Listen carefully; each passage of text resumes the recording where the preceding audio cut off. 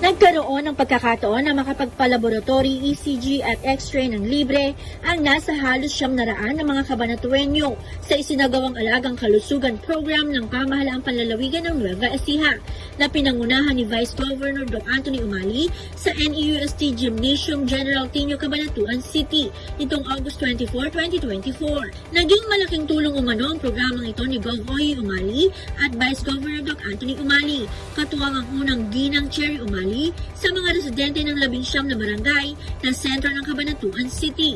Masaya naman si Gertrudis Eugenio, 68 taong gulang, isa sa mga benepisyaryo na isang stroke patient mula sa barangay Matadero. Dahil sa nasabing programa ay nakapagpasuri ito ng dugo ng walang babayaran. Malaking tulong umano ito para sa kanya dahil wala naman umano siyang hanap buhay at umaasa lamang siya sa mga bigay ng kanyang mga apo. Natutuwa naman si Alvina Soriano, isang senior citizen ng Barangay Bernardo District dahil ang perang kanyang ipangpapacheck up sana ay ilalaan na lamang aniya sa ibang pangangailangan. Bagaman hindi gaanong nakakapagsalita si Geraldine Blancaflor ng Barangay Di Carma dahil siya ay na-stroke noong nakaraang taon na naapektuhan ang kanyang paglalakad at pagsasalita, ay nagpahayag pa rin ito ng lubos na pasasalamat kina Gov. Oye Umali at Vice Governor Doc Anthony Umali, gayon din sina Alvina at Gertrudis. Ay, ako po tuwang-tuwa. Malaking bagay po sa akin yan. Alam niyo naman ako, paralitiko ko. Hindi ako nakalakad, Gov. Nakaupo ako dito. Pambili ko ng pagkain ko po at saka yung gamot ko po. Kung halimbawa po anong pangailangan ko, yun ang aking pagdadalan. Kaya kung halimbawa at ako makakahipa ng gamot, maraming salamat. Gov, nagpapasalamat po ako ha. Maraming salamat.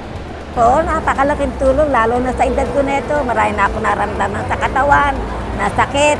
O, di, malaking tulong po ito ni Umali. Nagpapasalamat po ako ng maraming sa ating Gobernador Umali. Maraming salamat po. Para ang tao niyang natutulungan. Maraming salamat po, Vice Gov po. Maraming salamat po, Gov.